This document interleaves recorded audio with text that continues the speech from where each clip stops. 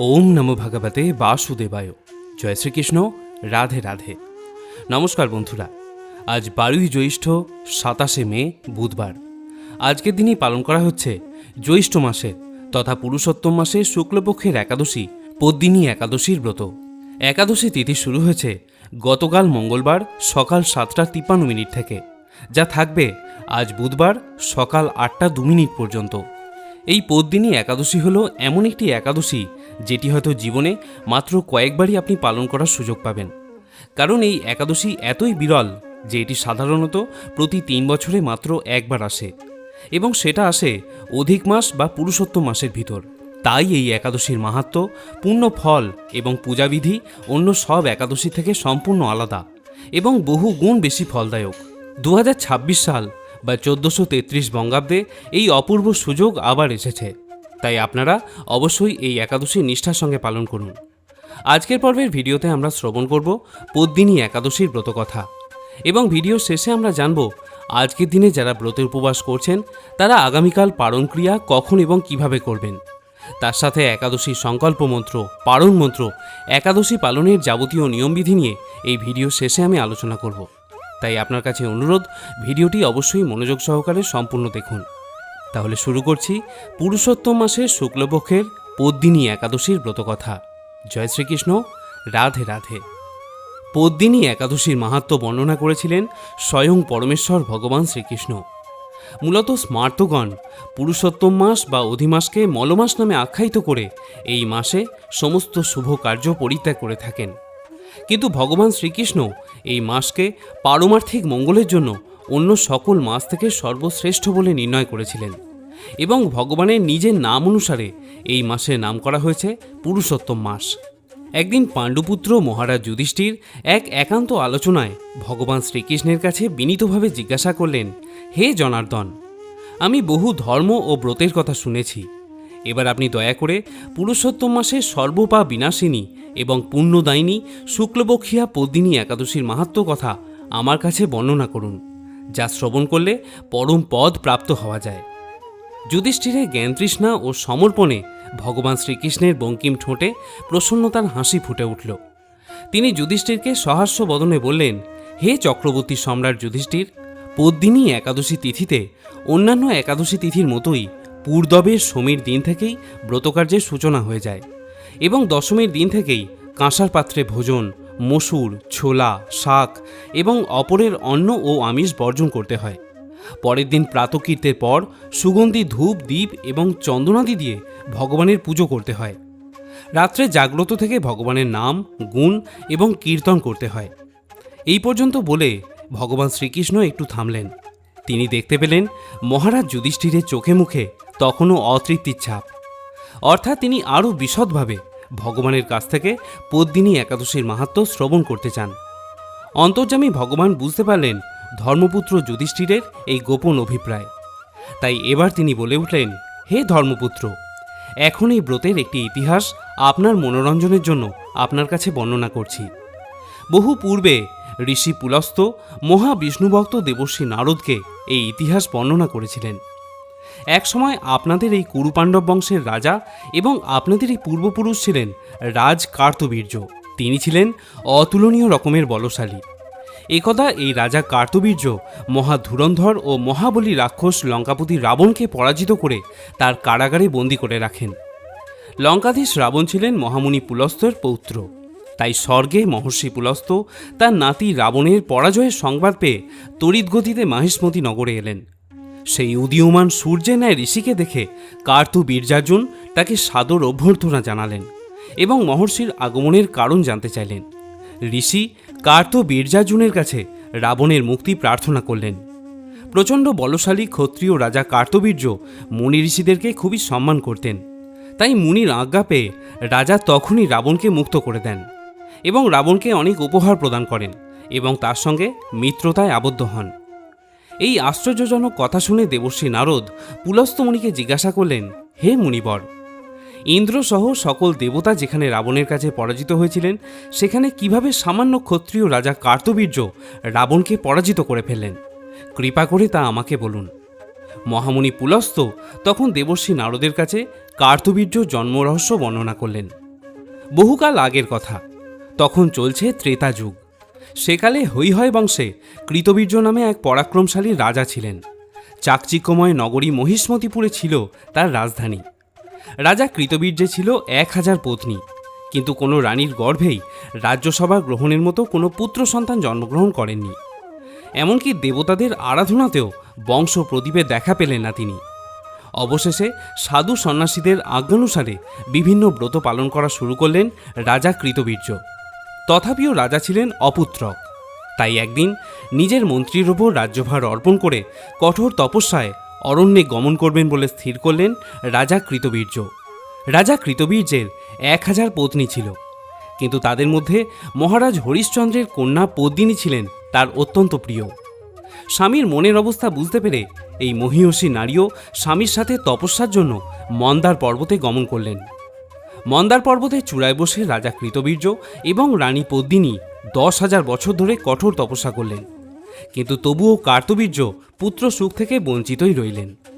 হতাশায় নিমজ্জিত স্বামী কৃতবীর্যের দিকে তাকিয়ে মর্মাহত হলেন রানী পদ্মিনী।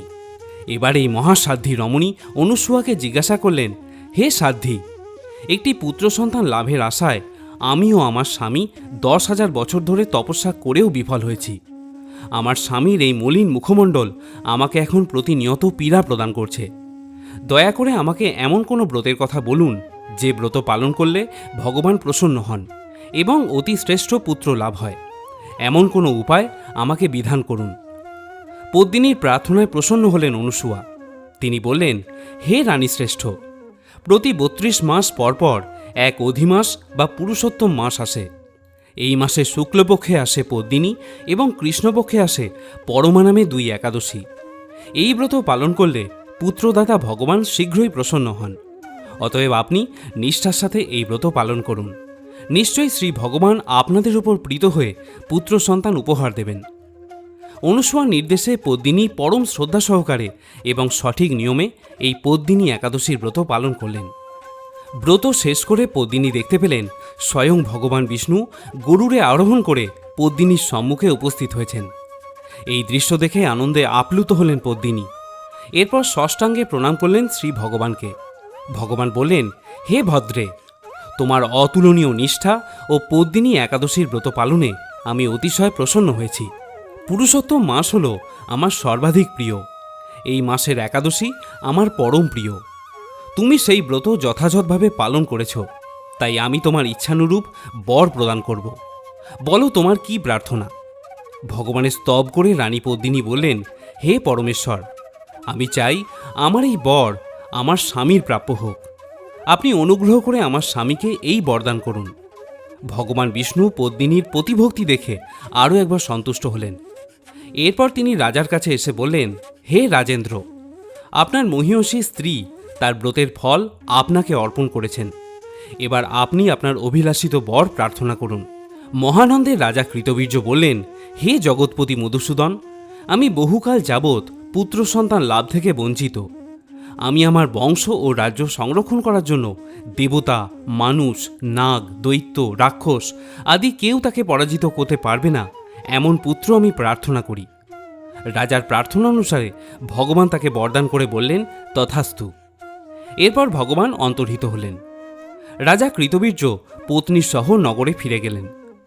যথাসময়ে রানী পদ্মিনীর গর্ভে মহাবলশালী এক পুত্রের জন্ম হয়। মহারাজ কৃতবীর্য তার বহু অভিলাষিত পুত্রের নাম রাখেন কার্তবীর্য বা কার্তবীর্যার্জুন।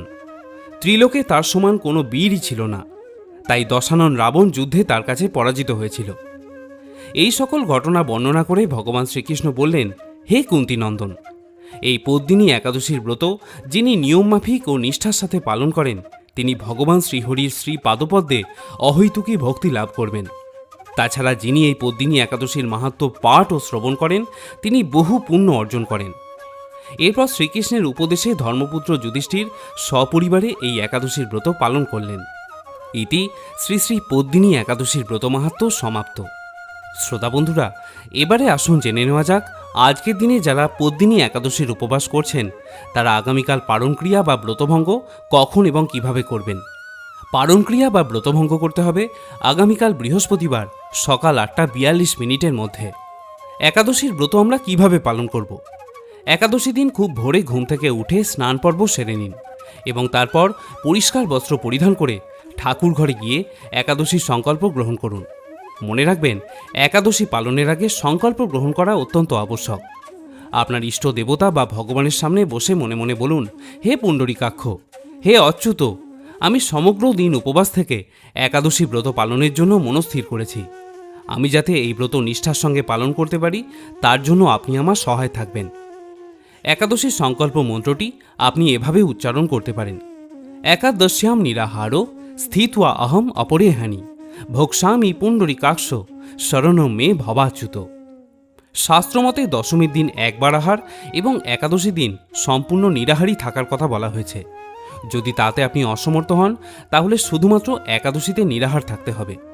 যদি কোনো কারণে আপনি তাতেও অসমর্থ হন তাহলে পঞ্চ রবিশস্য বাদ দিয়ে ফলমূল, সবজি এবং অনুকল্প প্রসাদ গ্রহণ করতে পারেন।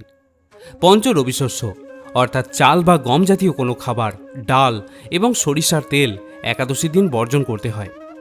অনেকে প্রশ্ন করেন একাদশীতে ওটস বা ডালিয়া জাতীয় খাদ্য খাওয়া যাবে কিনা। তাদের উদ্দেশ্যে বলি যে এদিন ওটস বা ডালিয়া খাওয়া নিষিদ্ধ, কারণ এগুলিও পঞ্চ রবিশস্যেরই অন্তর্ভুক্ত। আরেকটি প্রশ্ন অনেকে করেছেন যে আজকের দিনে গরুর দুধ খাওয়া যাবে কিনা, কারণ দেখা যায় যে গরুর দুধ গরম করার পর দুধের ওপর তেল ভেসে থাকে। এখানে বলে রাখি, দুধের ওপর যে বস্তুটি ভেসে থাকে সেটি সর বা ঘি জাতীয় দ্রব্য। সরিষার তেল একাদশীতে বর্জনীয় হলেও দুগ্ধ জাতীয় দ্রব্য যেমন ঘি, ছানা এগুলি আপনি অবশ্যই খেতে পারেন। তাই গরুর দুধ একাদশীতে কখনোই বর্জনীয় নয়। এছাড়া আজকের দিনে আপনি সাবুও খেতে পারেন। যারা নির্জলা উপবাস রাখতে অক্ষম তারা ডাবের জল, শরবত এগুলি খেয়েও ব্রত পালন করতে পারেন। তবে আজকের দিনে চা বা কফি জাতীয় দ্রব্যগুলি বর্জন করবেন, কারণ এগুলিকে নেশা জাতীয় দ্রব্য বলে বিবেচনা করা হয়। নিরামিষ খাদ্য তথা সবজি বা তরিতরকারি আপনি আজকের দিনে খেতে পারেন। তবে তরিতরকারি বা সবজি কাটার ক্ষেত্রে সতর্ক থাকতে হবে, কারণ আজকের দিনে শরীর থেকে রক্তপাত হওয়াকে অশুভ বলে মনে করা হয়। এর পাশাপাশি জানিয়ে রাখি যে একাদশী দিন তুলসী মাতাকে অবশ্যই জলদান করতে হবে। অনেকে বিভ্রান্ত হন যে একাদশী দিন তুলসীকে জল নিবেদন করা যাবে কিনা। তাদের উদ্দেশ্যে বলি যে বছরে 365 দিন রবিবার এবং একাদশী দিনও তুলসী মাতাকে অবশ্যই জলদান করতে হয়।